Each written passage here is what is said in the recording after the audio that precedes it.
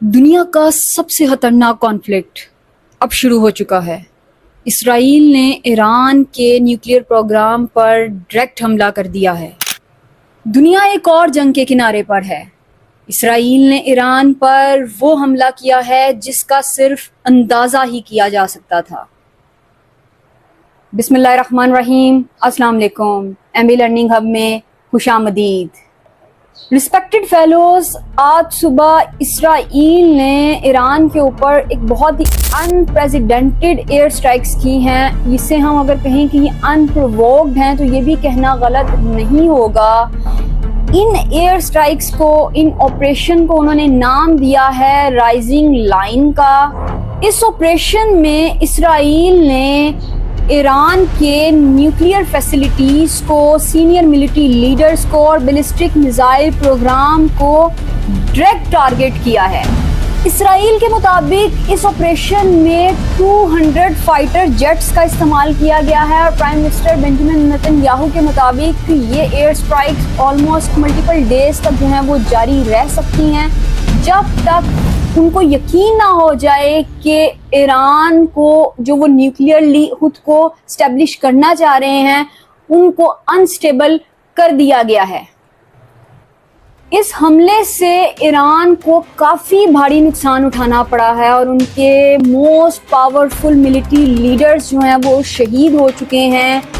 General حسین سلیمانی جو کہ ایران کے ریولوشنری گارڈ کے چیف تھے، وہ اس دنیا سے جا چکے ہیں۔ ساتھ ہی ایران کے chief armed force major general Mohammad Bagheri وہ بھی شہید ہو چکے ہیں، اور یہ یقیناً ایران کو بہت زیادہ انسٹیبلائز کرے گا۔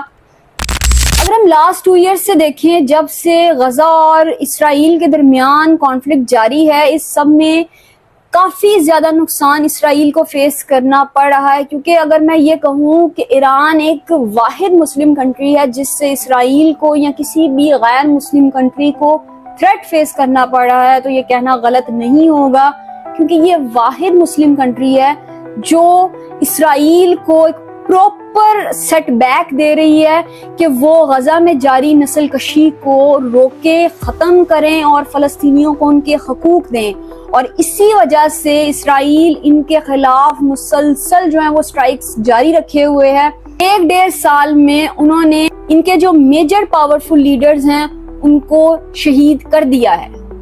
آج کی ایئر سٹرائکس کا، اس رائزنگ لائن آپریشن کا ویژن بالکل کلیئر ہے، پرپس بالکل کلیئر ہے کہ ایران کو جو ہے وہ نیوکلیئر کنٹری نہیں بننے دینا چاہتا اسرائیل، اور دیکھا جائے تو اس ایئر سٹرائک کے بعد 200 جو ایئر سٹرائکس کی گئی ہیں، یہ جو جیٹس ان کے اوپر تھرو کیے گئے ہیں، اس کے بعد ڈیفینیٹلی ایران کو بہت ہیوی سیٹ بیک فیس کرنا پڑا ہے۔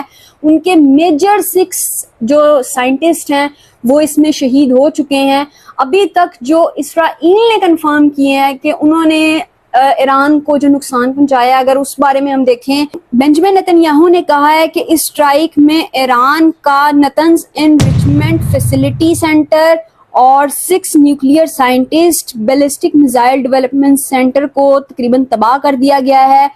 یہ وہی جگہ ہے جہاں پر ایران اپنا ایٹامک بم بنانے کی کوشش کر رہا تھا۔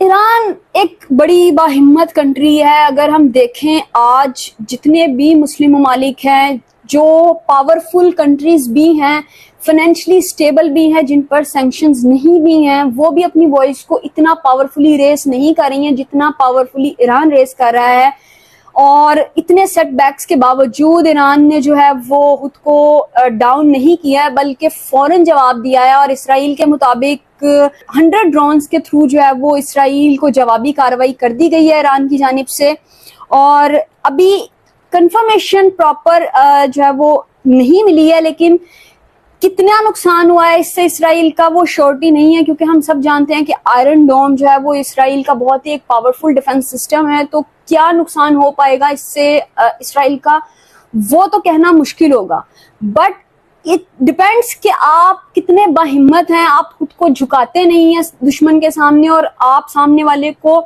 کرارا جواب دیتے ہیں، یہ ضروری ہے، اور یہ اس سچویشن میں بھی ایران نے جو ہے وہ پروف کیا ہے۔ اور اپنے جو ہے وہ 100 ڈرون سے جو ہے ان پر واپس اٹیک کیا ہے. اس وقت مڈل ایسٹ میں جو ہے وہ سچویشن کافی ورس ہو چکی ہے, کافی زیادہ ٹینشنز جو ہیں وہ پیک پر ہیں. یہ کہنا غلط نہیں ہوگا کہ یہ جو مڈل ایسٹ کی کنڈیشن ہے وہ کیا ہمیں تھرڈ ورلڈ وار کی طرف لے کر جا سکتی ہے. موسٹ پروبیبلی اگر ہم دیکھیں تو فرسٹ ورلڈ وار اور سیکنڈ ورلڈ وار بہت زیادہ ڈراسٹک نہیں ثابت ہو پائیں, کیونکہ تب تک نیوکلیئر پاور کنٹریز نہیں تھی. آل دو کہ سیکنڈ ورلڈ وار امریکہ کے ہیروشیما اور ناگاساکی اٹیکس کے بعد اینڈ ہوئی, لیکن اس وقت جس سچویشن میں کنٹریز کھڑی ہیں وہاں پر تھرڈ ورلڈ وار کا سٹارٹ ہونا ڈیفینیٹلی اس ورلڈ کے, اس یونیورس کے اینڈ ہونے کا ایک ریزن بنے گی. اور مشرق وسطیٰ نہ صرف کچھ سالوں سے بلکہ دہائیوں سے یہ سگنلز شو کر رہا ہے کہ شاید وہ تھرڈ ورلڈ وار کا ریزن بنے. اور ابھی بھی اگر ہم دیکھیں کہ 2023 اکتوبر سے جو سچویشن مشرقی وسطیٰ میں بن چکی ہے وہ سگنلز تھرو کرتی ہے ہر بار کہ کہیں سچویشن ایسی نہ ہو جائے کہ دنیا دو حصوں میں بٹ جائے اور ایک تیسری جنگ عظیم کی طرف سچویشن چلی جائے. آپ کا اس بارے میں کیا خیال ہے؟ آپ کیا کہنا چاہیں گے؟ اپنی قیمتی رائے کا اظہار کمنٹ سیکشن میں ضرور کیجیے گا. اگر آپ کو ہماری ویڈیوز اچھی لگی ہوں تو پلیز ہماری ویڈیوز کو لائک کریں اور ان کو شیئر ضرور کریں. اللہ تعالیٰ آپ کا ہمیں ناصر اپنا بہت زیادہ خیال رکھیے گا. اللہ حافظ.